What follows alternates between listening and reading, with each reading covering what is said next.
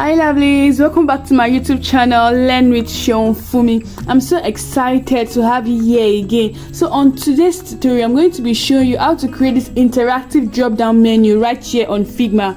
Why don't you come along, let's get started. So I'm going to start by writing my text, select queue. So this select queue is going to be the option where we're going to use our drop down to navigate through. Now I'm going to start by creating another frame. So this select queue will be inside that frame.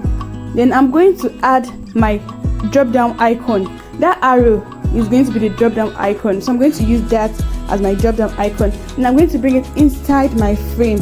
And I'll be align them properly. I'll be increase the frame size and align them properly. Now I'm going to increase the frame size. I want to make it bigger because I want it to be properly shown on my test screen. So I'm going to make it bigger, and I'm going to adjust the content of the frame. I'm going to align them properly so everything can be well spaced. Now I'm going to do something in the option screen. So the option screen is going to be interactive. I'm going to use over effect for the option screen. If you don't know how to do the over effects yet, I have a video on my channel. You can check that. I'm going to drop the link in the description below, and just kindly follow along to get the over effect here on this video. So I'm going to create two frames. I'm just going to do over color change over effect. I'm going to create two frames, and I'm going to use the color change over effect here on this video. So after creating two frames, I'm going to use one white. I'm going to change the other one to the blue color. Then I will put both of them in a component set and use my prototype option to navigate the over effect.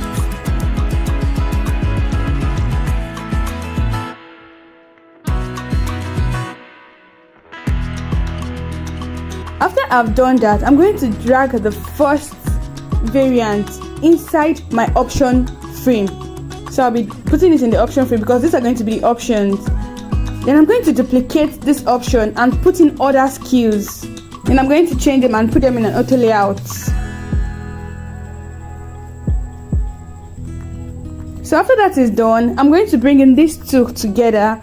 Then I'm going to put them in an auto layout also and remove the spacing. So it's going to just be spacing of 0. Then after that, I am going to frame the auto layout again. Now after framing the auto layout, I'm going to make a duplicate of this frame. The second frame, I'm going to adjust the first frame. Then I will clip content. I'm going to adjust the first frame to the select screen frame and clip content. So the down menu is not going to show, it's just going to be the select skill frame that is going to be showing. So you clip content, don't forget to clip content. So after that, I'm going to adjust both of them, then put them in a component set. I'm going to put both of them in a component set. Now it's time for my prototype option. Now I'm going to put them in prototype face. So I'm going to click on my drop down icon and I'm going to put it on click, then smart animate,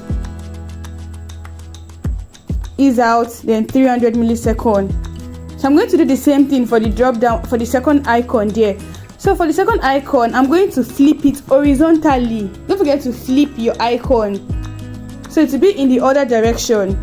Then now let's place it in our test frame. So I'm going to drag it and put it in my test frame, then align it properly.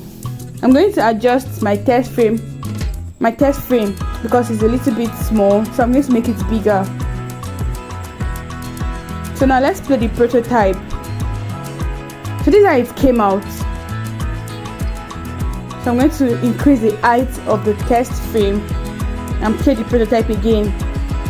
So it came out well. You can see the drop down and you can also see the interactive over effect in the menu. So now you can do something else. I'm going to add shadow to give it another feel.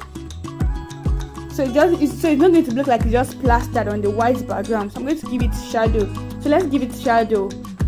we're going to make it subtle shadow. We don't want the shadow to be too bright, too much.